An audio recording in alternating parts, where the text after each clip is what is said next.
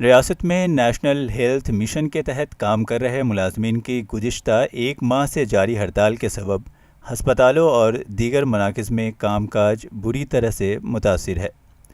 مریضوں کی بڑی تعداد اور کم معاملے کے سبب ہسپتال انتظامیہ کو سخت دشواریوں کا سامنا ہے۔ جہاں تک NHM امپلائیز کا اسٹرائک کا سوال ہے، ہمارے کام پہ تو اثر پڑا ہے ان کے ایبسنس میں، تو ہم اپنے ہی جو اپنا ریگولر سٹاف ہے انہیں کو ہم نے اسٹریچ کیا، مطلب ہر سروسز کو کیٹر کر رہے ہیں۔ ہم نے کسی کو چیز کو سفر تو نہیں ہونے دیا، لیکن وہ ہم نے تبھی مطلب کر پائے جب ہم نے اپنے ہی سٹاف کو اوور اسٹریچ کیا۔ یہ بھی بار بار بھی نہیں ہونا چاہیے کہ ہر سال ہمیں NHM امپلائیز کی اسٹرائک کو فیس کرنا پڑتا ہے، وہ بھی ٹھیک نہیں ہے۔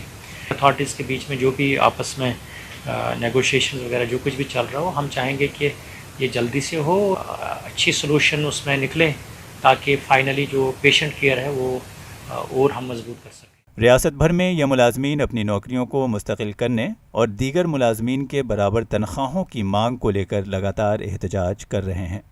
NHM ملازمین کا کہنا ہے کہ جب تک ان کے مطالبات کو پورا نہ کیا جائے تب تک وہ ہڑتال جاری رکھیں گے۔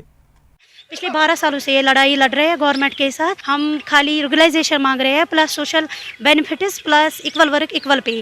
پچھلے سال بھی 36 ڈیز ہم نے اسٹرائک کی۔ بہت سارے یہ وعدے گورنمنٹ نے ہمارے ساتھ کے خالی وعدے تھے اور ہم مجبور ہو گئے پھر سے اس اسٹرائک پہ آنے کے لیے۔